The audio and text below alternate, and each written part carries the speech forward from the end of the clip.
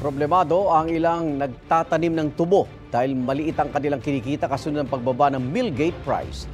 Ayon sa United Sugar Producers Federation, posibleng dahil yan sa pagmamanipula ng ilang trader. Pero kahit mababa ang mill gate price, hindi ito ramdam sa ilang palengke. Live mula sa Talisay, Negros Occidental. May unang balita si Aileen Pedreso ng GMA Regional TV. Aileen. Igan, mga kapuso, umaasa ngayon ang mga sugar planters na iimbestigahan na ang problema sa mill gate price nang sa gayon ay makabawi ang mga ito sa kanilang kita.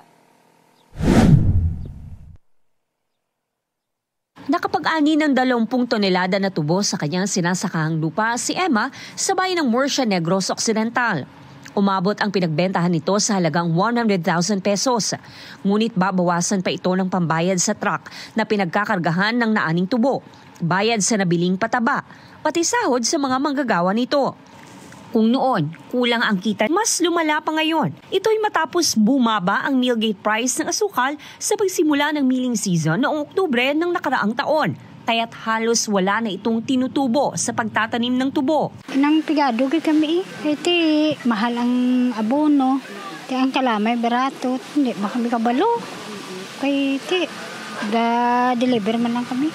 Apektado kami . Ayon sa presidente ng United Sugar Producers Federation o UNIFED, mula sa 2,850 pesos na mill gate price ng nakaraang taon, pumalo na lang ngayon sa 2,400 hanggang 2,500 pesos ang kada sako ng asukal.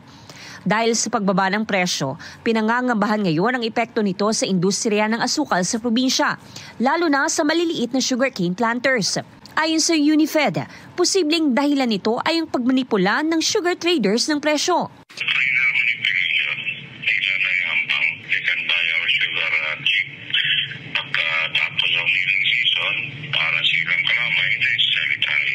Nananawagan ang mga ito na imbestigahan ang ginagawa ng traders. Suportado naman ng Sugar Regulatory Administration ang panawagan ng mga sugar planters sa probinsya. Sa kabila ng pagbaba ng mill gate price, hindi naman apektado ang presyo ng asukal sa mga pamilihan. Nananatili sa 70 pesos ang kada kilo ng asukal, 68 pesos ang kada kilo ng brown sugar, 70 pesos naman per kilo ang washed sugar at 72 pesos ang refined sugar. As of now, ma'am, ang amon kid kalamay, ara pa kami sa old price, waiting pa kami sa new price.